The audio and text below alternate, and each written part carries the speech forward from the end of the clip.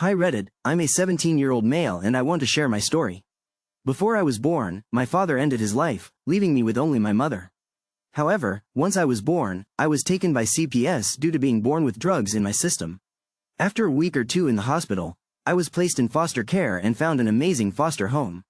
I stayed there for about 6 years before they decided to adopt me. Sadly, around that time, my mother was released from jail and regained custody.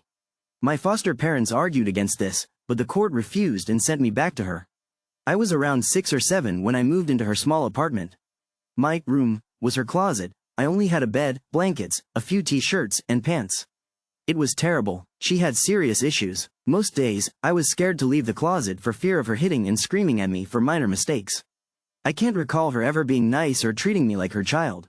She started dating a man, and we moved into his house when I was about 9. He made everything worse. They would fight for hours and sometimes redirect their anger towards me, screaming. I rarely went outside except for school, and though they were often at work, leaving me home alone, they still found reasons to yell at me every night.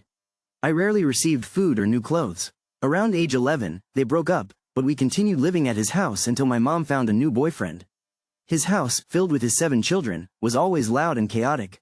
Around this time the physical abuse lessened but verbal abuse continued. A year later, my foster father passed away, and my mother refused to let me attend his funeral.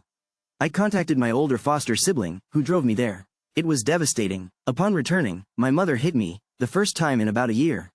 I was heartbroken and wanted to die. She treated my step-siblings with kindness and respect while continuing to neglect me. When I was 13, my foster mom had a stroke and became paralyzed.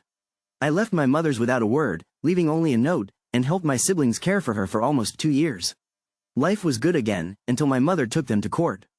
Due to my foster mother's paralysis, I was ordered to return to my mother's home.